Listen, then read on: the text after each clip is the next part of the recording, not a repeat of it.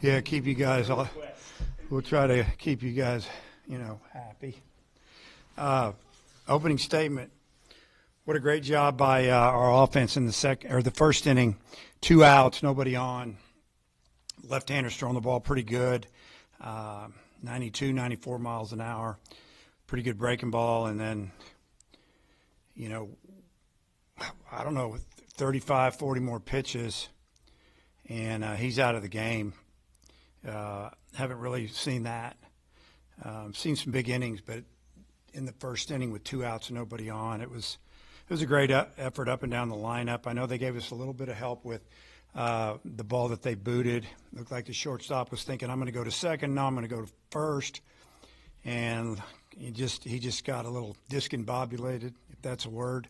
And then, Souza with 2 strikes chopped one. They were kind of playing over, and we knew he'd beat it out. And we had a lot of things go our way, but we made a lot of that happen by the way we battled and just fought and, hit by a pitch twice, a few walks. It was just a great inning. And then, it continued on. It seemed like we scored every other inning, and then, calmed down there at the end a little bit. But offense, for the most part, did a really good job. And then on the pitching side, Gabe comes out, throws the ball pretty well, and then he gets an out in the second. It's our shutdown inning, and it just nibbling, just missing. All of a sudden it's ball 3, and then foul ball, then just off the plate ball 4, and things were happening, and they were one swing being right back in the game. And hated to pull him, but he got to 30 pitches. Going to the, I think, 1 hole, 2 hole. Now they're at the 3 hole with the bases loaded and 2 outs. 3-hole hitter can hit it out at any stadium in the country. He just wanted to go with someone with a different look, a little sink.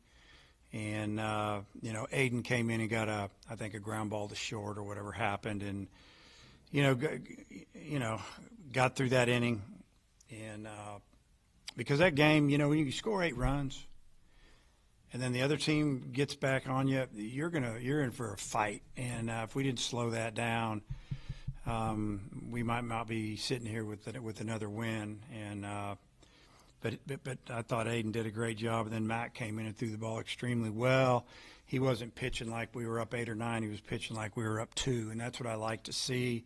Throwing the ball 90, 91 miles an hour with a good cutter, even throw a breaking ball for a strike that rang a guy up. And it was just good to see the end of the order do a little bit. You look at Helfrich had a 2-hit game yesterday. Today was his first 2-hit game here as a college player at Arkansas, and then today he had a 3-hit game, and all of them were hit hard. So, just a lot of production all the way around. And I don't know. Good series win. Got one more to go.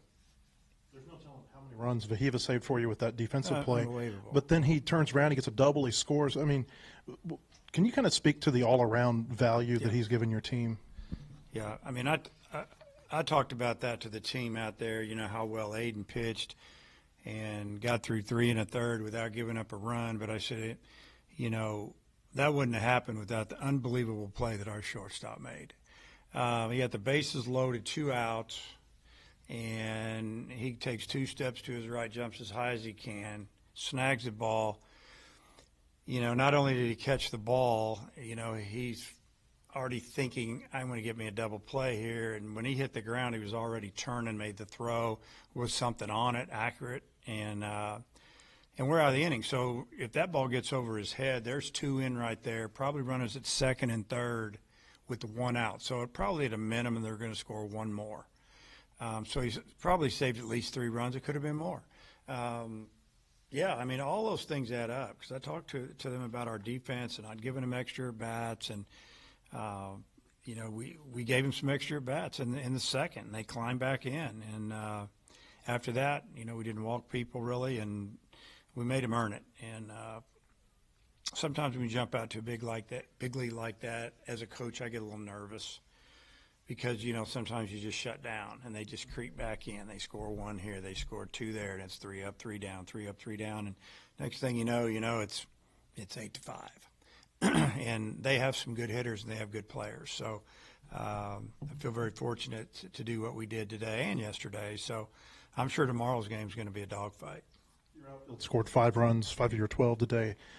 You didn't get a lot of offensive production out of the outfield last year. How much is having outfielders who are producing for you at the plate kind of played into the start that you've had offensively? Yeah, it's huge. I mean, we weren't trying to say anything negative about anybody, but this year's outfield, that was what we had to go get. We had to get some older kids. We were hoping Kendall could come back and be ready, and he's still not quite ready. But the outfielders, you look at the year before, and the year before, you talk about some guys that could hit and run, a little power, and we've got that again. And they've done a tremendous job, and they have to fight a little bit to play, and it keeps them working. And a lot of camaraderie too. They pull for each other when they're not in the lineup. So I've really enjoyed being around that. But outfield has put up a lot of production for us this year. Out of left field, the basketball team won, and the stadium just kind of went crazy for about 5-10 minutes. Did you notice that from the dugout? Did you wonder what was going on? We thought that was all for Will. So did Will. No, we don't know.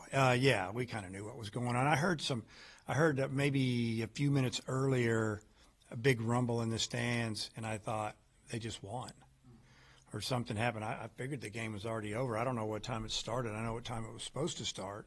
So I was thinking a couple hours in, it's got to be close to being over. And then obviously, when the crowd made a lot of noise, I figured we had just won the game or clinched it or whatever, and it was just a matter of time. What's the biggest difference you saw between Gabe in that first inning and that second inning? Yeah, I don't know. He did have to sit for a long time. Not making any excuses for him, but, what did we hit for 30 minutes maybe? And what I saw was, he was just dancing around the strike zone instead of just going right at him. And I don't know, I guess I'm going to say command. There was some command issues there.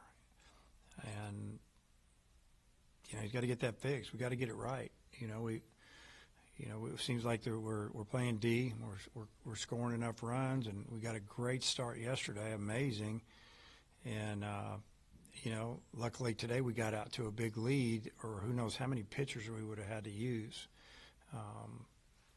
So you don't want to. You got to have something left for Sunday. Unfortunately, we do. Feels like Helfrich's kind of just been, hitting into tough luck almost his entire time here. Just how good is it to see that finally maybe turn in his favor? Yeah, it's been fun to watch. I mean, for him, good receiver, calls a good game, strong, can run, do some things, and probably one of the more athletic catchers in our league. And we can get him on base. I mean, he can score from second on a single. He can go from first to third. He can run, and that's a weapon down there. Souza can run, hitting in the 8-hole, and obviously the 9-hole can run. And but we got to get those guys on base. And what I've seen a little bit lately is he's turned the field. He's hitting his best bolt foul, and now he's kind of turned the field. He's using right field. I mean, he 2 hits to right today. It was great, and then he hit a line drive to left, and then he just barely got out front on one, hit it off the end of the bat. And or he'd had a home run. He flew out to the track, and he hit it off the last probably 3 inches of the barrel.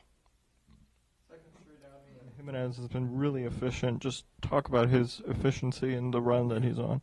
He's just a little different, and he can go through it seems like the order. They're all 9 hitters, throwing a lot of strikes. Throws what I call a heavy fastball with some sink, and throwing a cutter. Got a little breaking ball going, and again, he's I don't even know if he's at a full 12 months out from Tommy John.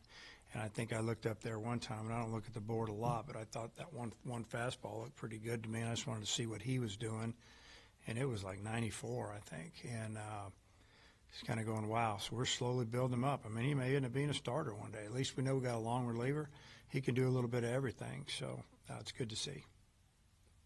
How far would you say that he has come defensively since you got him on campus a couple of years ago? Well, since probably the 1st of September, 2 Septembers ago, he's so much more polished. He always had talent and some skills. He just needed to be refined. He just needed to play a little bit. He just needed to, look at his future and what he wants to do, and he wants to play short. Well, he's a shortstop, and he can play short. He can play short in professional baseball. But he just had to learn how to really care about taking care of the ball and taking charge out there. And he's done it. He's as good as they come right now. Yesterday you said you could Iredell going a little bit. How Yeah. big was that home run from him today? That was huge. I mean, that was the beginning of that crazy inning.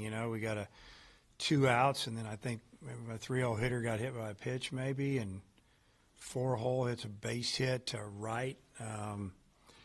Cahillo had a base hit to right and did a nice job with that pitch. And, I think Iredell had seen like 2 sliders in a row from the lefty, and he was 0-2. And they were down a little bit, and I guess they said, let's just do it again. And he left it more like mid-thigh, and he launched it. And, so location on those pitches make a big difference, And he missed his spot, probably wanted to bury that thing. He didn't, and next thing you know, he hits one really through the wind, because that where he hit it, it didn't help it at all. It hurt it, if anything. And if he'd have hit that same ball down the line, it might have pushed it at the end, but he crushed it, and all of a sudden we're up 3-0, and I think it really, really affected their pitcher, and then things happened, obviously. You talked about the approach yesterday, 70-something pitches through 3 innings. Today, again, 40-something pitches in the first inning. Just how happy are you with the patience at the plate right now?